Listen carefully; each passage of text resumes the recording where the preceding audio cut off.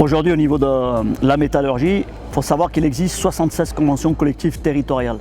C'est-à-dire que dans chaque département, à l'exception de certains, les salariés sont couverts de la métallurgie, sont couverts par une convention collective territoriale qui a été signée en fonction des rapports de force. Et c'est qu'il y a besoin de mettre nos salariés, nos syndiqués en ordre de bataille pour qu'ils se approprient le contenu de convention collective territoriale, pour les mettre en débat dans les syndicats et en faire une bataille revendicative au niveau des boîtes.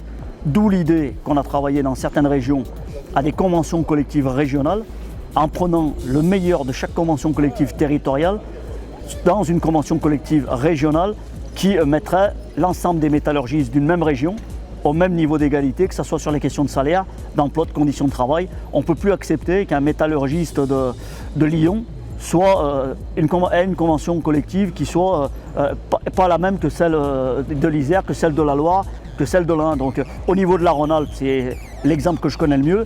Les 8 départements, on a travaillé donc le contenu des conventions collectives des 8 départements en une seule, en tirant le mieux-disant social de chaque convention collective dans un socle revendicatif commun. On va réfléchir, y compris à construire des initiatives de mobilisation autour de cette question de convention collective régionale pour peser sur les négociations qui pourraient s'ouvrir à l'horizon fin 2015 au niveau national avec l'UMM.